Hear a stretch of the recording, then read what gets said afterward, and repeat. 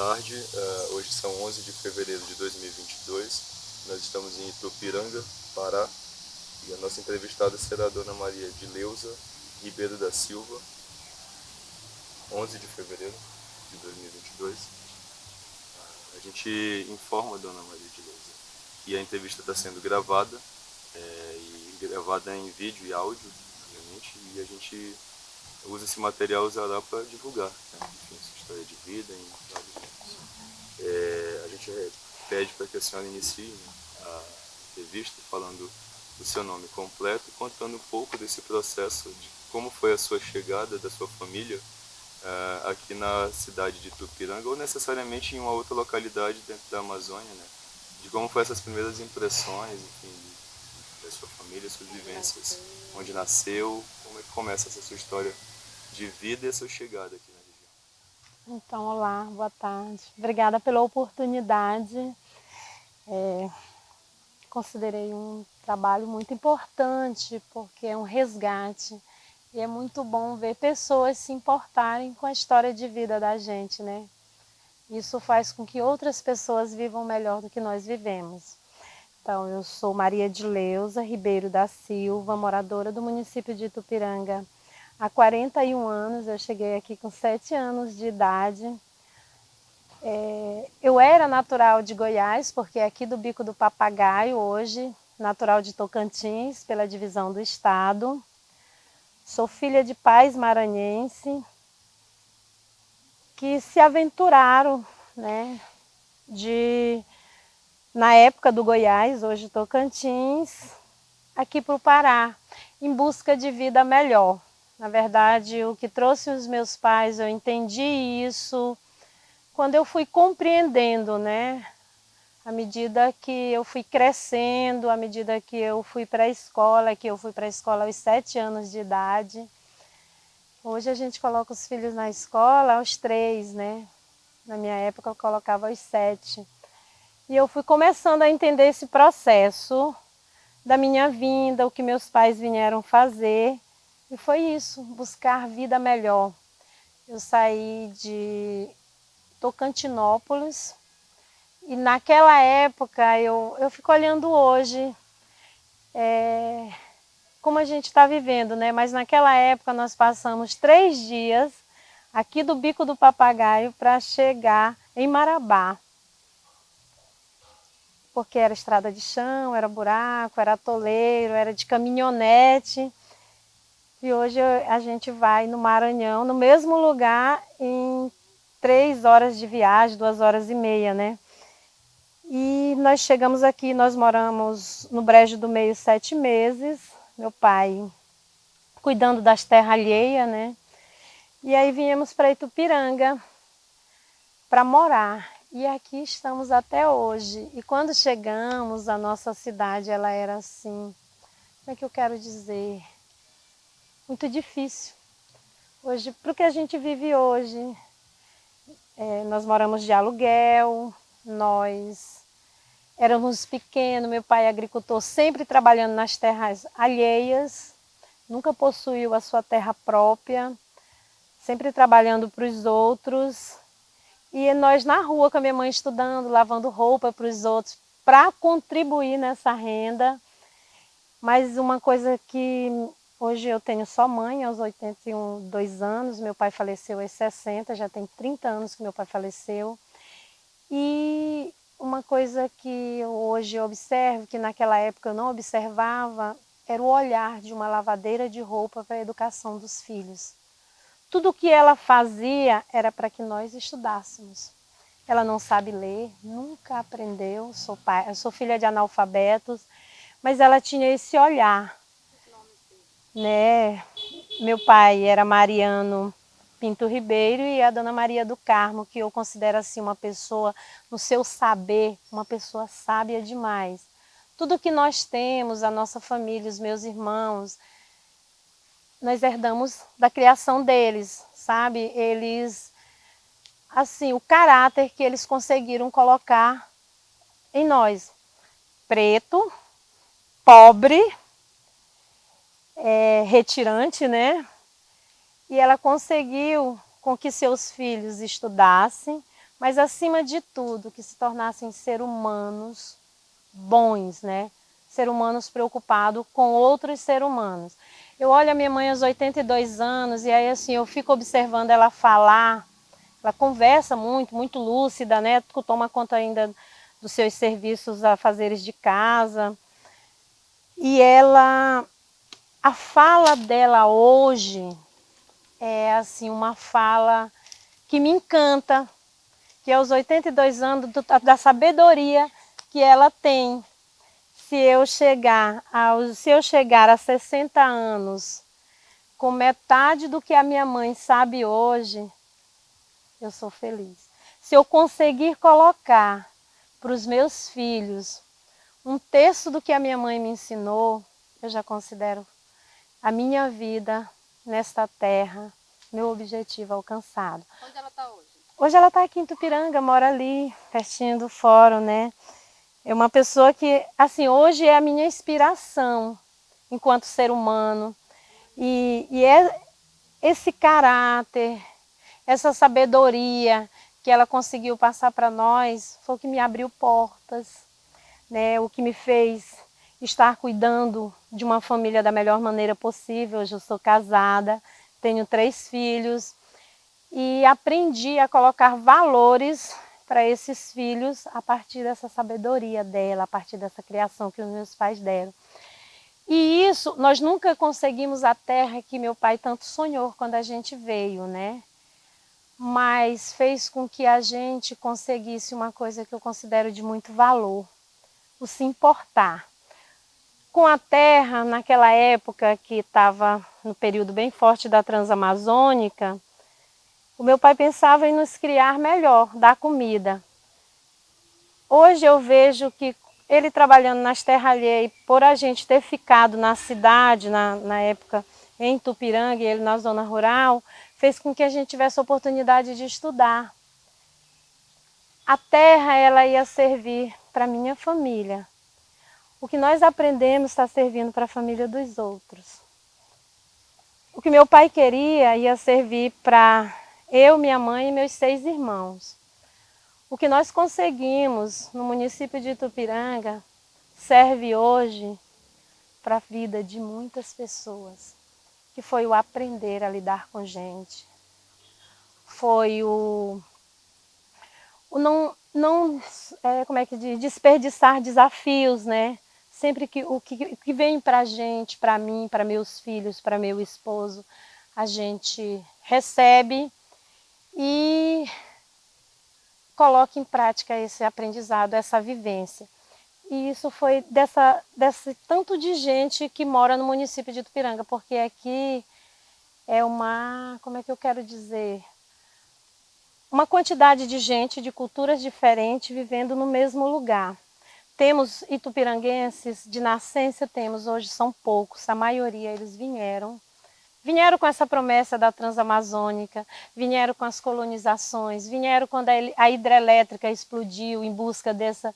E tudo isso fez essa diversidade cultural, que a gente aprendeu um pouco com a nossa família, mas aprendeu também com essa diversidade de pessoas diferentes vivendo no mesmo lugar. E isso hoje nos dá um bom resultado.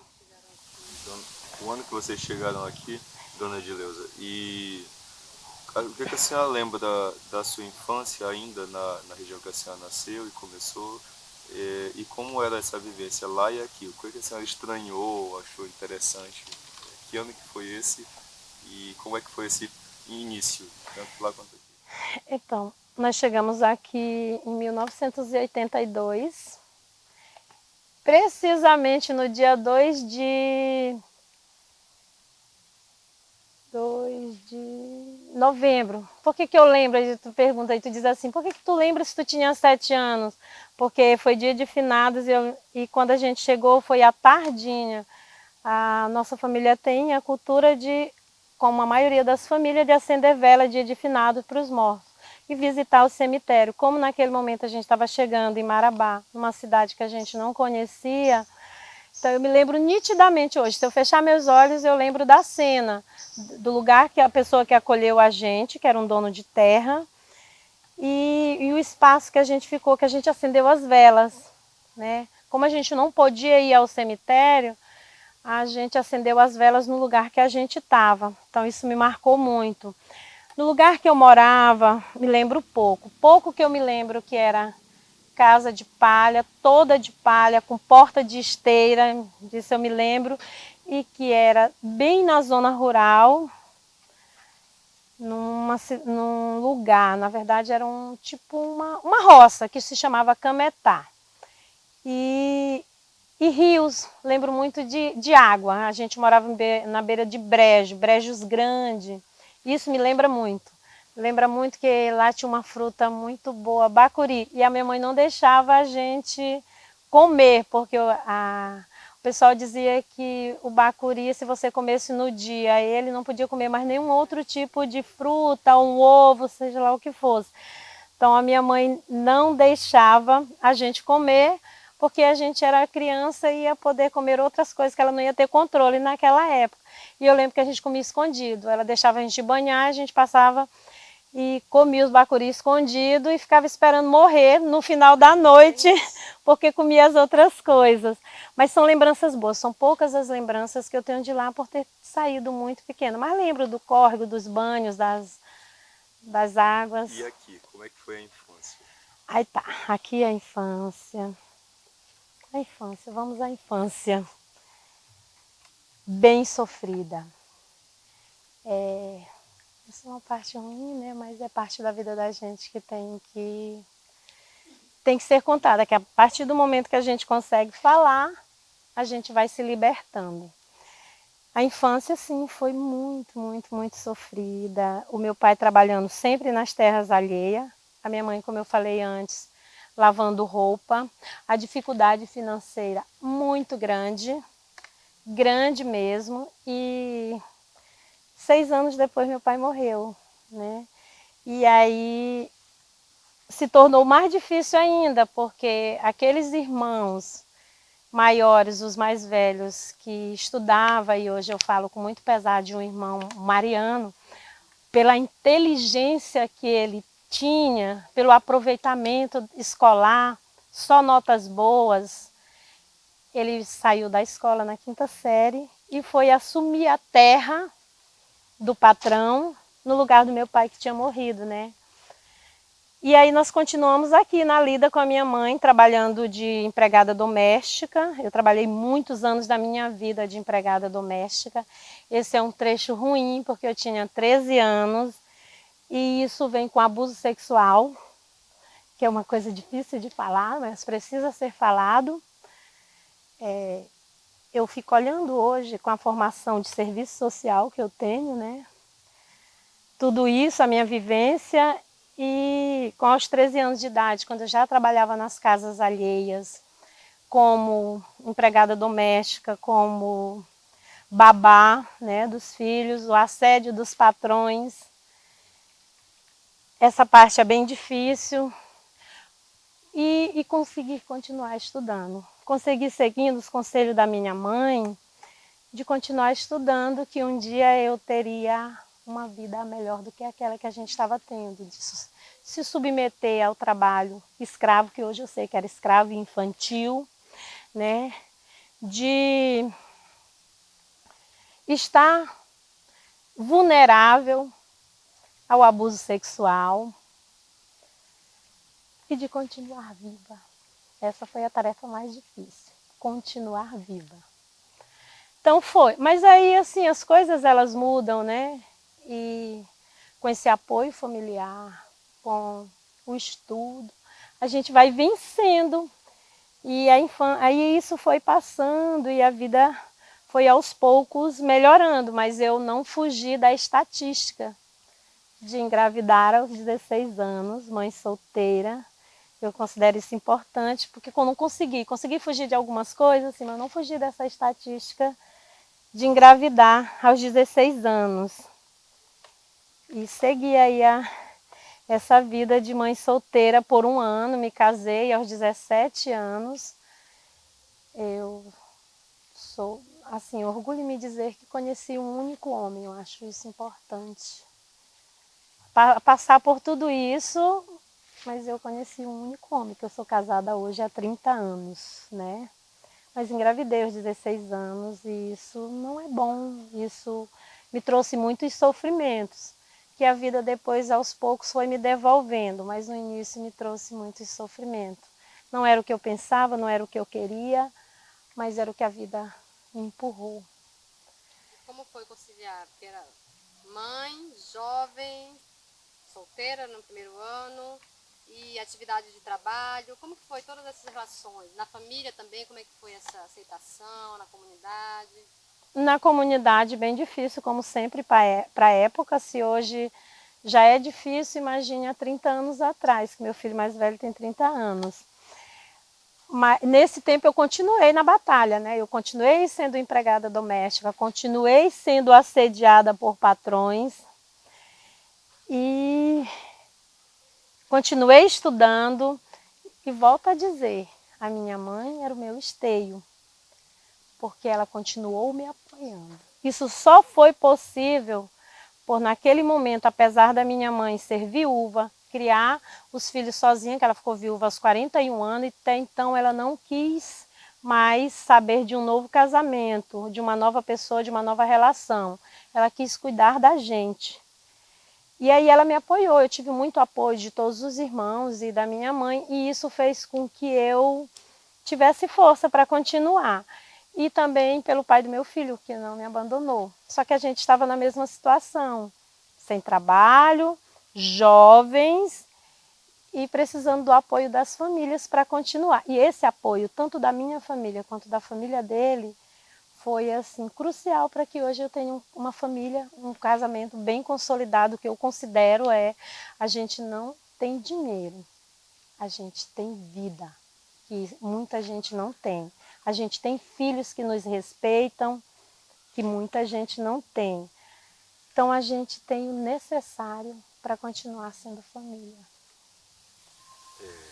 Ainda sobre a vinda, esse contexto de chegada da sua família, a senhora chega com 7 anos então, aqui na região, e acerca de diálogo com a sua mãe, com o seu pai, a senhora tem lembrança do que eles falavam, o motivo de terem escolhido essa região? Existiu algum tipo de propaganda, de promessa, de terra, de convite? Existia algum parente já, por exemplo, na região? O que fez com que a sua família, para além de buscar uma vida melhor, escolhesse efetivamente essa região? Não existia parente. O que fez a minha família vir para cá foi o que ainda acontece até hoje. Donos de terra, querendo pessoas para trabalhar, indo em regiões pobres buscar. A vinda nossa para cá era pelo um compadre do meu pai, de uma fazenda que a gente já morava lá no Goiás. E aí ele comprou fazendas aqui e tinha um compadre muito próximo dele que precisava de um caseiro, precisava de uma família para cuidar da terra deles. Essa foi a história que eu sempre ouvi do meu pai. Inclusive, quando ele veio, ele ficou na loja. Esse homem, além dele ter terra, ele tinha uma loja em Marabá, por sinal muito grande, ali na Avenida Najib Motran. E aí ele também tinha terra. Aí a gente ficou com ele um tempo, aí fomos cuidar de uma terra no Brejo do Meio. E depois a gente veio para cá. Chegando aqui, era mais próximo da terra dele, e a gente foi cuidar, que é aqui a mais ou menos 20 quilômetros, numa comunidade chamada Pissarreira. E lá o meu pai ficou até morrer, que não demorou muito tempo por ser hipertenso. Naquela época não ter tratamento, o SUS não existia, né?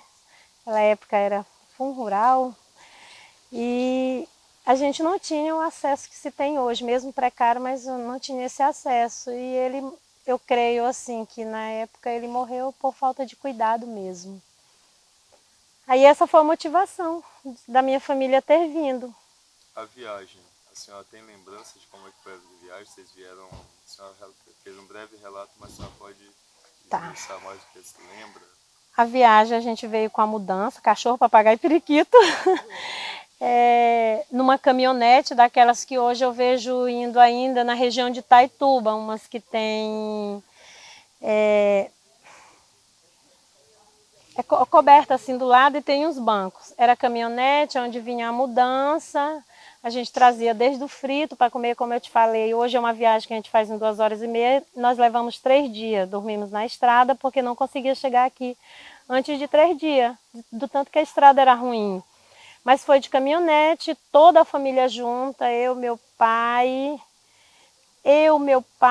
meus 6 irmãos, minha irmã casada, os filhos dela, todo mundo nesse carro.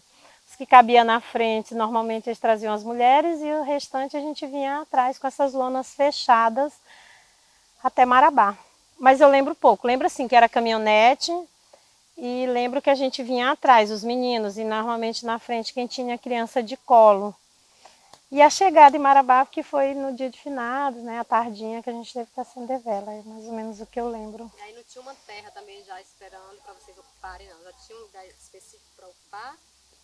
Não, tinha a terra dessa pessoa Não, que foi foi buscar nós. Aí a gente pernoitou em Marabá, creio que a gente passou uns 3 dias, e depois de 3 dias nos levaram para essa outra terra que era no Brejo do Meio, de um senhor chamado Macaxeira. Lá nós moramos 7 meses e a minha mãe sempre foi muito insatisfeita lá com o lugar. Ela queria muito vir para Itupiranga. E aí eu lembro assim, era pequena, mas eu lembro pouco desse lugar, mas lembro do jeito que a gente comia, que era pouco, e que a gente comia muito cupu socado dentro da fruta mesmo, só tirado a tampa. E o meu cunhado que socar tinha mais habilidade, então ele socava muito com forquilha. E a gente comia. E uma coisa que me chama a atenção dessa situação de necessidade era o açúcar, que sempre era só um pouquinho que a mãe colocava. Eu acredito que era muito difícil o açúcar na época, né? E eu dizia, não, tá azedo. Ela dizia, não, mas não pode pôr mais não. Eu associo hoje isso ao tanto que eu gosto de doce. Eu não consigo tomar nada amargo. Não consigo. Aí hoje, lembrando disso, eu fico associando. Como eu queria comer aquele cupu com açúcar, e a mãe só colocava um pouquinho. Não dizia que era porque não tinha, não lembro se era porque não tinha, mas dizia assim, não, tá bom de açúcar. E ela queria muito vir para cá, e eu lembro que isso dava atrito entre ela e meu pai, como ela queria vir para cá. E demorou 7 meses que a gente morou lá e a gente veio para cá. Aqui a gente foi para a terra desse mesmo senhor que acolheu a gente em Marabá, que é essa terra que eu falo para vocês, que é aqui a 20 quilômetros. E lá meu pai viveu. E depois que meu pai morreu, seguiu a família, né? Tirou meu irmão da escola, na 5ª série, e ele continuou o serviço do meu pai. Tanto lá, quando ele saiu da terra, ele foi continuar o serviço lá em Marabá, na loja, como vigia do mesmo patrão. Mas em que momento vocês tiveram a terra de vocês? Nenhum momento. Por quê? Nunca teve oportunidade, porque naquela época acredito que a oportunidade dessa terra seria o meu pai. Ele morreu 6 anos depois que a gente chegou aqui. Nós chegamos em 82, deixa eu ver se foi 6 anos. Ele morreu em 86. Então, mulheres que coordenavam as suas famílias, na sua compreensão, não eram contempladas com essa terra? Não, não, naquele tempo não. Naquele tempo não é. A política do governo. Hoje eu sei, naquela época eu não sabia, mas hoje eu sei. A política do governo naquela época não era voltada para a mulher, não. A política do governo naquela época era voltada para os homens.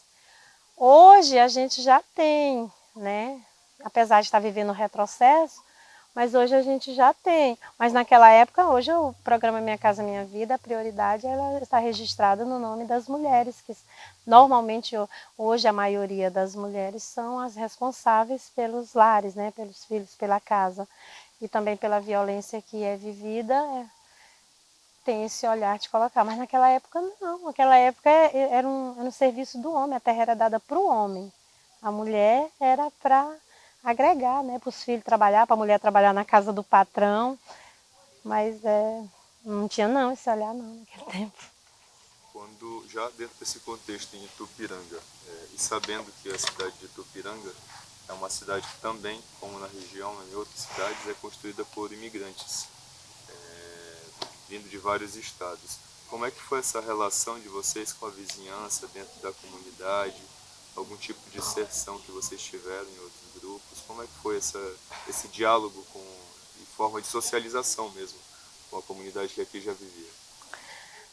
Olha, quando chegamos eu não me lembro bem por ser criança. À medida que eu fui crescendo, que fui me relacionando e tendo amigas, amigos, isso foi se tornando mais fácil. Mas, assim, não é querendo me vitimizar, mas a relação sempre foi de trabalhar para os outros. Sim, a relação nesse período, ela sempre foi de trabalho. Eu era amiga da filha da mãe, da mulher que a mãe lavava roupa, que eu brincava. As pessoas que moravam próximo eram pessoas igual a nós, né, da época. E a nossa relação assim com as pessoas, para mim, sempre foi essa, de trabalho. Nós sempre tivemos relações para quem a gente trabalhava. Para o vizinho que eu fazia um recado, que eu ia no açougue, que eu ia na padaria, sempre foi uma relação de trabalho. Uma relação de uma família que tem pessoas que podem me servir, né? Pode trabalhar para mim, a Dona Maria. Aí lá na Dona Maria tem a Adileuza, tem a Dinalva, tem o Mariano, pessoas que podem ajudar a gente. Foi mais ou menos essa relação. Eu vim mesmo ter amigos, depois do meu casamento, depois que eu já estava terminando o ensino médio. Que eu aprendi a lidar com as pessoas sem ser na relação de servir. Só após o casamento? Só após o casamento. E foi quando saiu da família e também saiu da terra do patrão?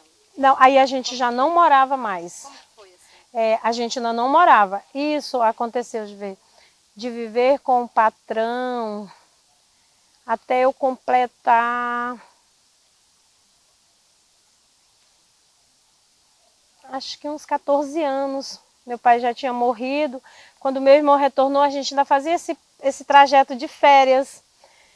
Quando a gente entrava de férias, a gente ia para essa terra, eu e meus irmãos, e eu lembro que o homem que morava lá, que também era da família nossa, ele pagava a gente para jogar capim. Tipo, eu passava 30 dias lá de férias, parou a aula, vai para a roça. Era um costume normal, né? As férias da gente ia para a roça. A gente não tinha roça, a gente ia para a roça dessa pessoa. E tinha nesse tempo já era outra pessoa que morava. Meu pai já tinha morrido, o meu irmão trabalhava lá e um primo meu. E eu lembro que eles pagavam a gente para jogar capim. Mas eram férias muito boas, a gente sempre queria ir. Aquilo não era trabalho, aquilo era diversão. A gente ia para um lugar diferente.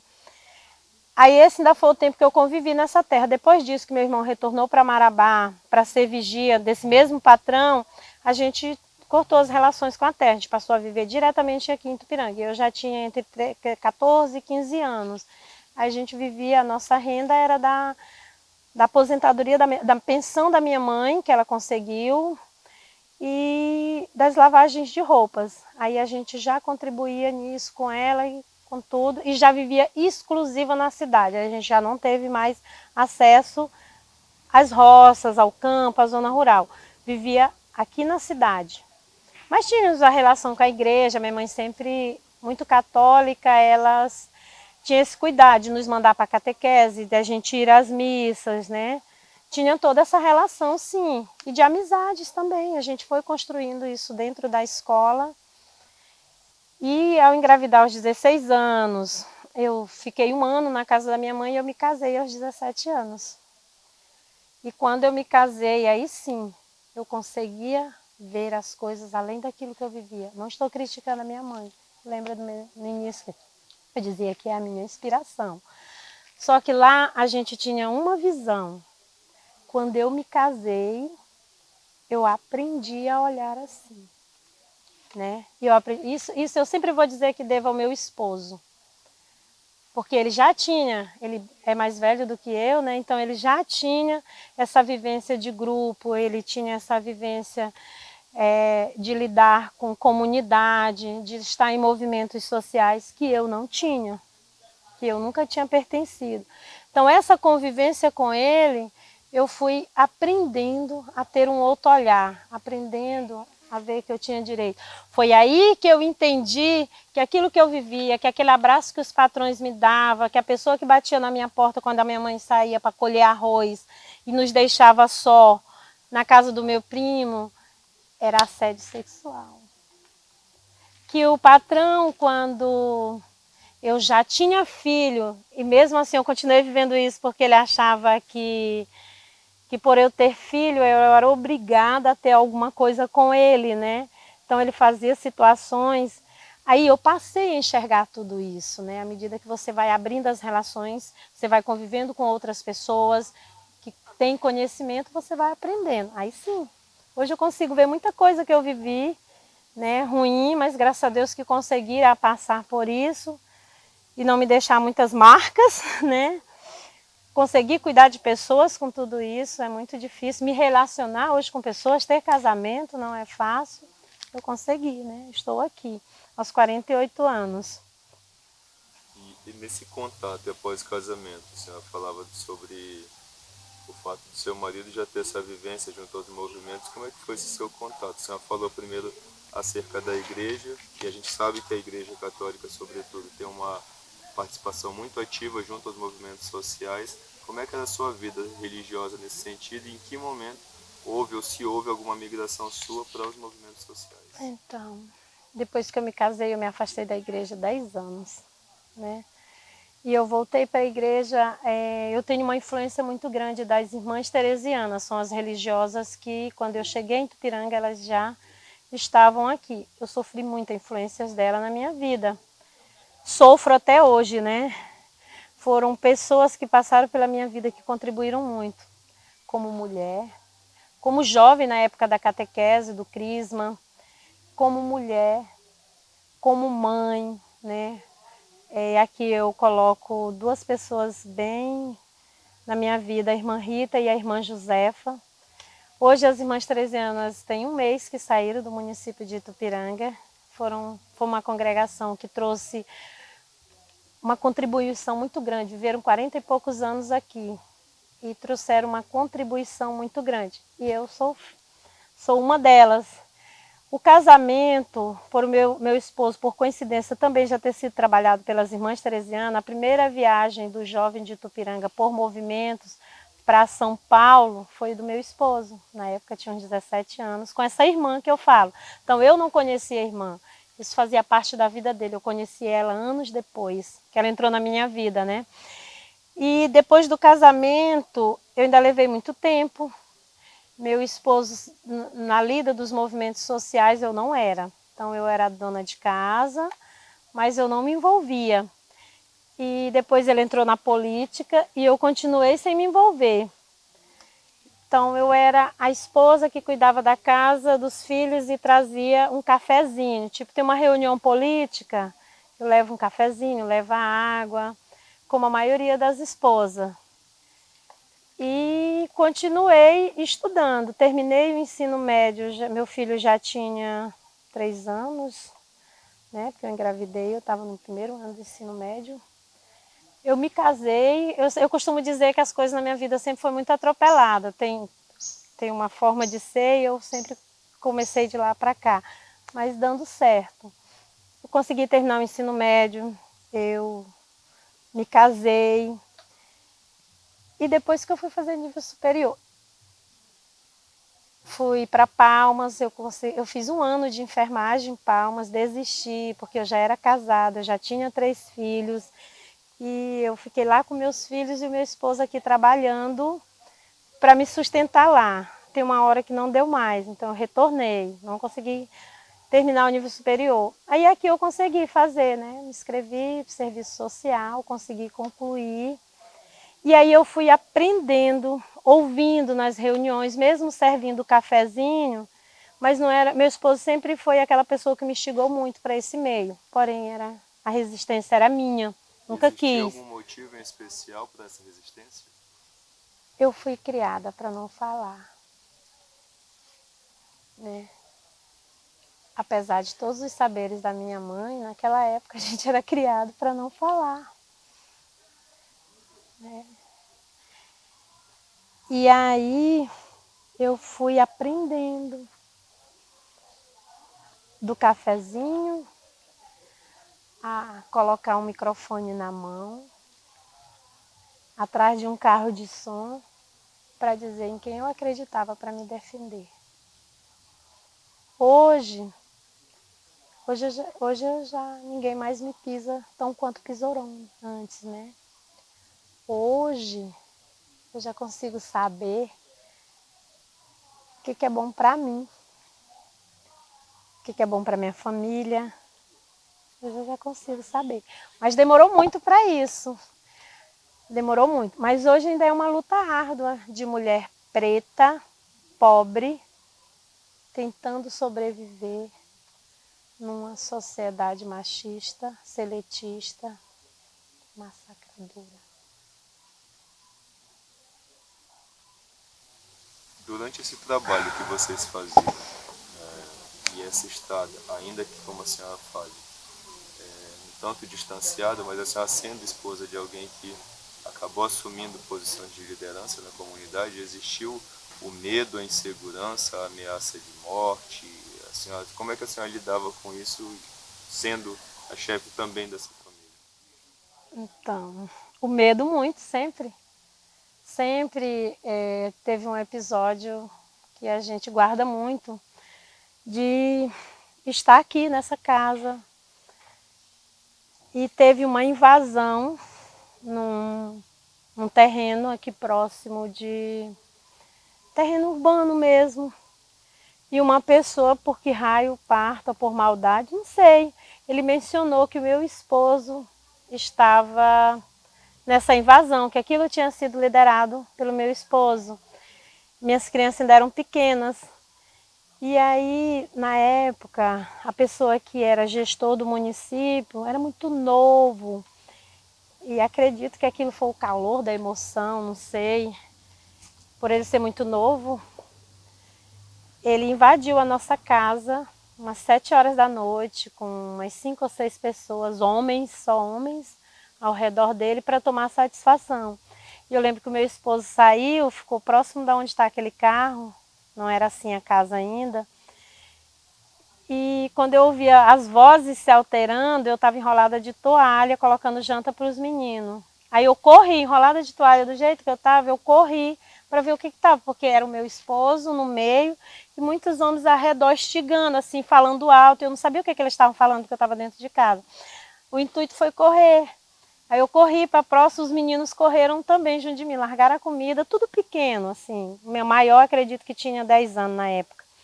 E eles correram junto. Aí ficou assim, nós 5 no meio e os homens falando. E eu lembro do meu esposo se explicando. Eu não tenho nada a ver com isso, eu não saí de casa, eu estava aqui. E de fato não tinha, né, nem nada a ver. Nós nunca nos envolvemos nessa parte urbana, pelo menos do tempo que eu casei, não, né.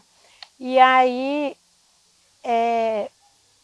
mesmo naquele tempo ainda não tinha me despertado esse olhar por lutar por outras pessoas.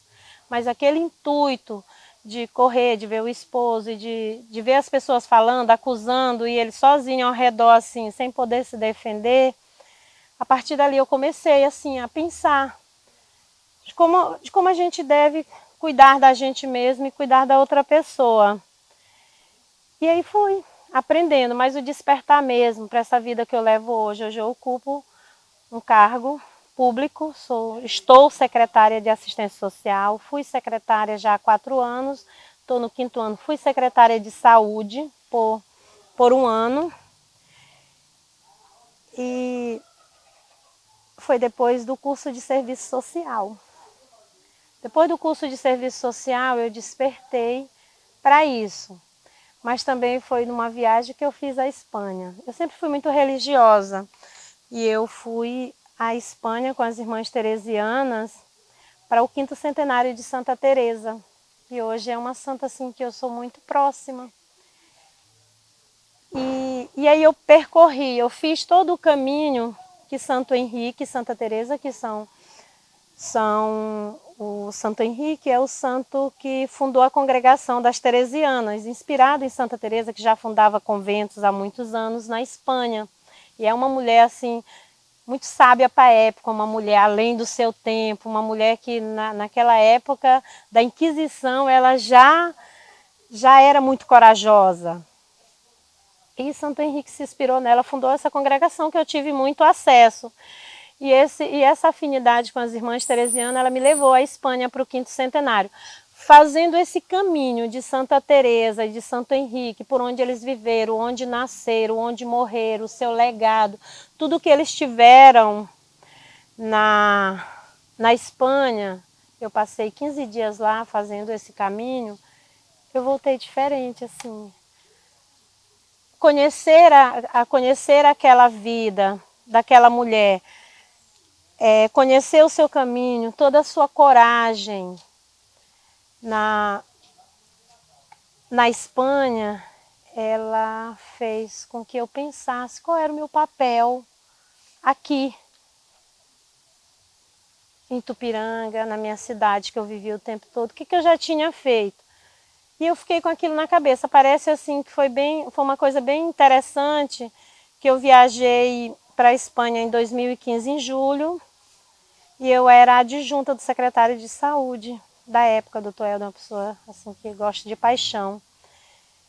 E aí, quando eu cheguei da Espanha, quando foi em janeiro, o doutor Helder teve um problema, precisou se sair da secretaria, né? E aquela secretaria veio para minha mão, tá? Até então nunca tinha assumido um cargo de tamanha responsabilidade.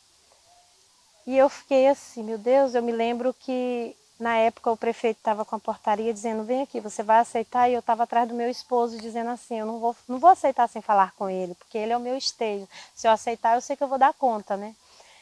E aí eu aceitei.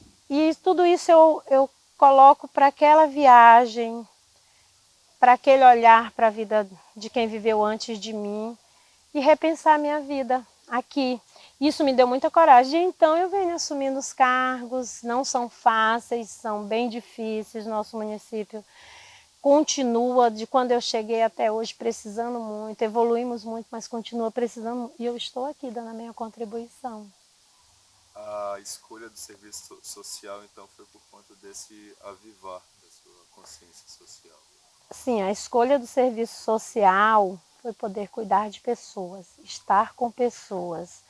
Eu não mudo a vida delas, mas eu digo para elas que é possível viver diferente, se isso for da vontade. Porque o serviço social, você não muda a vida de outra pessoa, mas você traz ferramentas para que ela enxergue que tenha outro caminho diante do contexto que ela está vivendo. Ele traz isso para a gente. E o que mais encanta no serviço social, eu sempre fiz essa comparação, por eu ter trabalhado 20 anos da minha vida como técnica de enfermagem no hospital, e eu sempre faço essa comparação. Um médico, para ele tirar uma dor de cabeça de uma pessoa, ele precisa de um enfermeiro, ele precisa do próprio médico, ele precisa de um técnico, ele precisa da limpeza do hospital, ele precisa de um espaço, ele precisa de seringa, ele precisa de bola de algodão. E para ele tirar uma dor de cabeça que a gente considera simples, para eu garantir ou intermediar uma garantia de direito de uma pessoa tipo um BPC, que é para o resto da vida, eu preciso só de conhecimento, de um pedaço de papel e de boa vontade. E pode ser debaixo de uma árvore. E eu vou garantir o direito do mesmo jeito. Então eu costumo dizer que no serviço social você pode mais com menos. Na saúde de onde eu vim, você sempre precisa de mais para tirar o menos. A senhora vem para cá, para a região amazônica, e chega em Marabá, no primeiro local, né, iniciar a acolhida, então com 7 anos, mas a senhora conviveu com pessoas, enfim, com seus pais, com parte da sua família, que vem de outra região, que é em Goiás. Houve algum tipo de, assim, no diálogo com a sua família, de grande estranhamento? Houve em algum momento a situação de pensarem em voltar para aquela região? E como é que foi essa manutenção de algum traço cultural, seja na alimentação, em alguma musicalidade, alguma manifestação artística, cultural? E se existiu esse diálogo com a família, sentia saudade? Não assim, que eu via dos meus pais. Nunca vi o desejo de retornar. E nunca teve essa diversidade muito grande, que apesar de eu vir do Goiás, eu vim aqui do Bico do Papagaio, que é o norte já, né? Então a minha cultura era parecida com a do povo daqui, que era o maranhense. E aqui, então isso não divergia, diferente da outra parte do Goiás, que a cultura é bem diferente, eu era daqui. Então a minha cultura era parecida com quem vivia aqui. E E o nosso município, a maior parte são pessoas do norte. Inclusive a colonização que a gente tem aqui, os PAs que a gente tem, que são mais de 40, o berço dessa colonização ele foi feito pelos maranhenses, pela proximidade e também pelo gestor da época, que era muito favorável a isso, ele buscou muitas famílias e também pela linha do trem, né? A facilidade da linha do trem, isso também facilitava muito do Maranhão para cá. Então não era diferente. Hoje, se você for ver, ainda é bem parecido a cultura que a gente vive hoje com essa cultura do norte. Não tinha essa cultura muito influente do paraense. E apesar de a cidade já ser bem antiga, tem 72 anos, mas tinha muita influência do maranhense, das pessoas do norte, da pessoa do Piauí, desse povo todo. A minha mãe, ela veio do Piauí, ela conta muito isso. Ela saiu do Piauí, Pastos Bons, na época de burro, e ela disse que levou, tipo assim, uns 3 meses, ela não lembra na época, mas muito tempo viajando para chegar. Eu digo para ela, mãe, não acredito que uma pessoa venha do Piauí, que hoje a gente vai de carro e acha longe, que venha de burro na época. Ela falou assim, mas a época era o meio de transporte que a gente tinha, e era comum para a época. E falando de coisa boa, Vamos largar as ruins, né? como é que vocês se divertiam na sua adolescência, na sua infância? Que tipo que forma de socializar, de estabelecer laços afetivos positivos com os colegas, com as pessoas? O que é que tinha na cidade para vocês fazerem, para socializar? Era muito amiga da escola, elástico, né? A gente pulava muito na hora do recreio, essa eu lembro que era muito bom. E na vizinhança, eram as brincadeiras mesmo que a gente tinha, brincadeira de boneca, brincadeira, a gente tinha muitos brinquedos que a gente tinha da época, tinha essa brincadeira. E quando já jovenzinha, para sair, para estar na rua, era praça. A gente tinha na beira do rio um único clube de Itupiranga, o Toca. A gente ia muito à tarde, a mãe deixava, né, ir sempre com os vizinhos, sempre acompanhada. Minha mãe não era de ir, mas sempre permitiu que a gente fosse. A igreja, que ela nunca deixou, a catequese. Ainda cheguei a participar pouco tempo de um grupo de jovens, mas foi pouco tempo. E a vizinhança mesmo, né? Saída para a roça, era lazer, isso era muito bom. Ter férias e ir para a roça de um colega, de um amigo. Isso a gente sempre teve. Bola. Bola também. A gente jogava. Acerca da ideia de desenvolvimento, de progresso que se propagava para a Amazônia, isso era uma discussão, era um debate? Como é que a senhora avalia essa ideia da época de desenvolvimento, pegando o gancho de que àquela época estava havendo a construção da Transamazônica, com isto alguns conflitos, enfim, agrários nessa região, a guerrilha, enfim. Existiu desenvolvimento, se existiu, para quem foi esse desenvolvimento? Eu não acompanhei muito, mas eu digo para você que não foi para minha família. Naquele tempo, como eu já disse antes, eu não tinha essa abertura de conversar, de debater, de ouvir, igual eu tenho meus filhos hoje na minha idade, sabem muito mais do que eu. Não tinha, então não acompanhei. Naquela época a gente não tinha televisão. Lembro que a gente assistia no vizinho. A televisão era uma única da rua. A única da rua que tinha, que eles colocavam do lado de fora. Eu lembro que colocaram muito na época da morte do Tancredo, porque todo mundo do bairro ia para o mesmo lugar assistir. Então o vizinho fazia. A televisão, que só tinha uma. Ah, tá, a televisão que tinha uma. Então a gente não tinha muito acesso. E naquele tempo eu, assim, era ir para a escola, brincava, essas coisas, mas a gente não era hoje igual estiga. Você estiga a criança desde pequeno a pensar, a criticar. A gente não tinha. Então eu não acompanhei muito isso. Mas eu posso dizer que para minha família não foi. Porque hoje a gente não tem a terra que meu pai desejava. A gente não passou por isso, então para minha família esse progresso, ele não vem. E depois eu acompanhei, porque depois de casada, a Transamazônica, Meu esposo, a terra da família dele é na Transamazônica, depois de Cajazeiras, 20 quilômetros, né?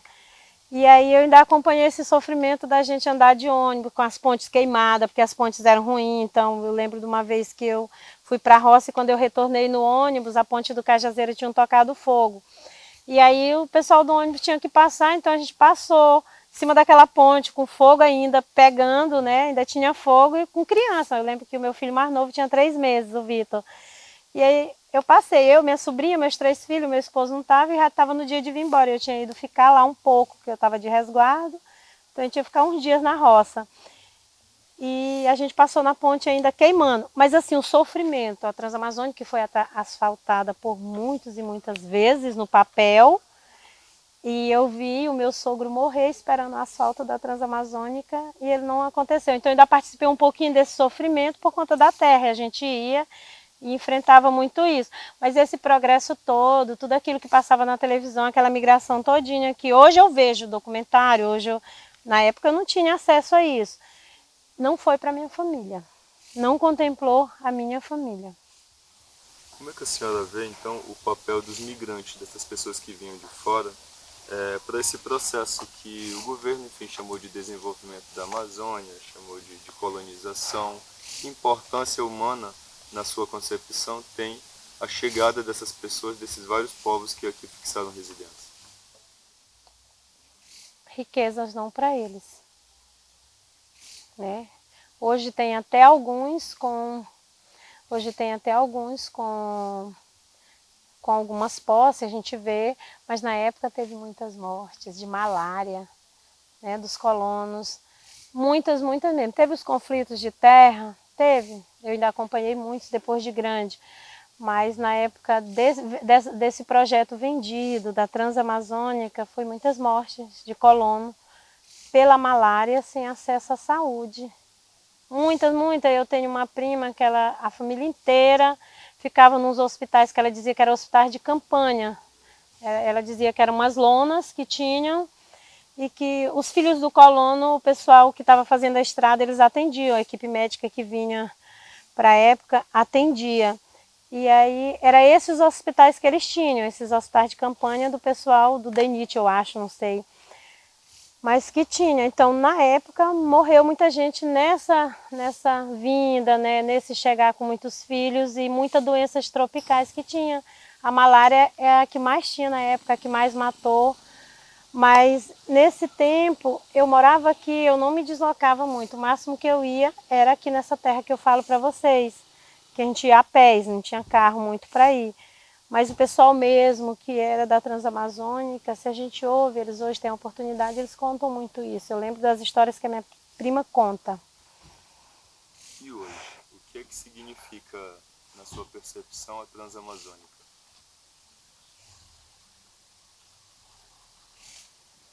Hoje.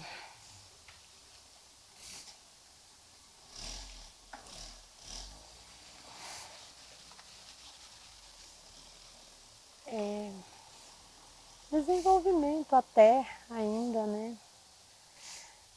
Para poucos, né? A gente ainda vive, apesar de hoje ela já estar a parte asfaltada, mas eu vejo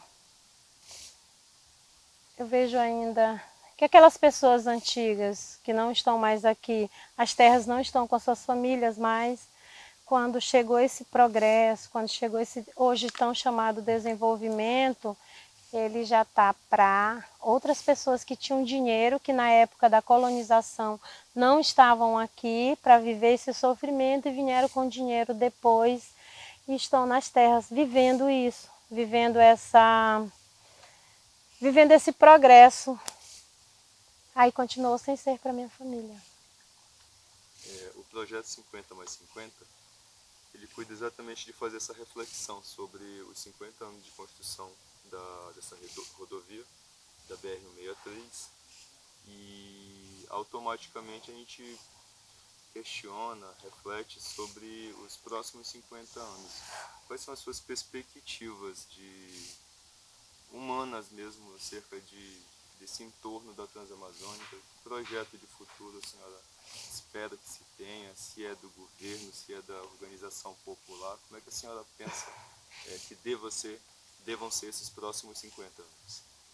Os próximos 50 anos, que essa terra seja para quem precisa, que ela não seja para o latifúndio, não comece com o pequeno para morrer desbravando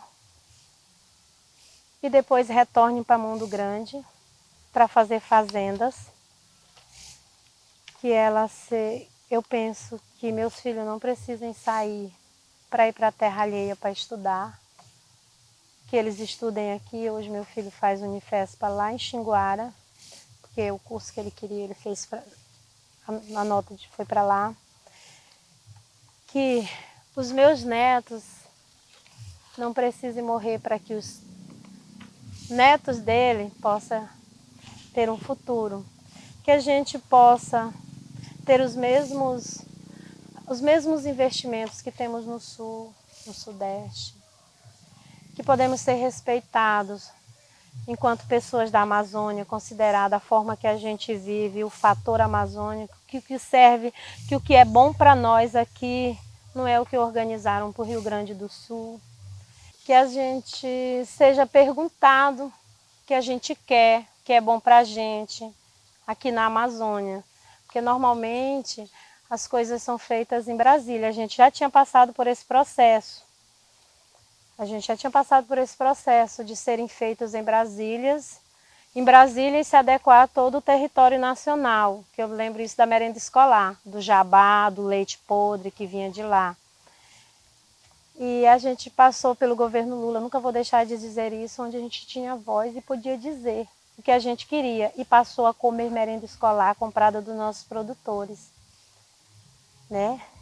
Que a gente tem, os meus netos, que o futuro, que os próximos 50 anos, que os meus filhos possam estar falando disso, de uma economia que mudou, que seja para pobre estudar, para pobre andar de avião, para pobre poder discutir de igual para igual, o que ele quer para ele, ser considerado a partir da sua vivência e não de alguma coisa que alguém planejou para você se enquadrar.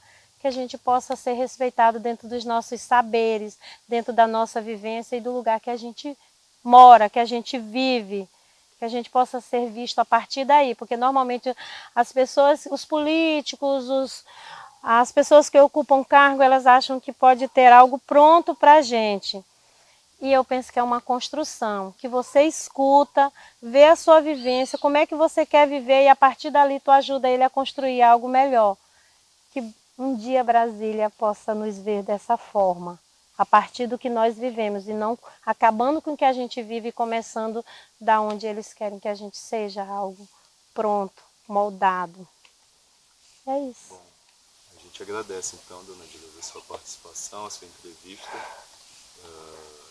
O projeto 50 mais 50 se sente muito feliz em poder ouvir e registrar a vivência de personagem das cidades. Muito obrigado por nos receber. Obrigada. Eu que agradeço. A gente vai passar para a senhora um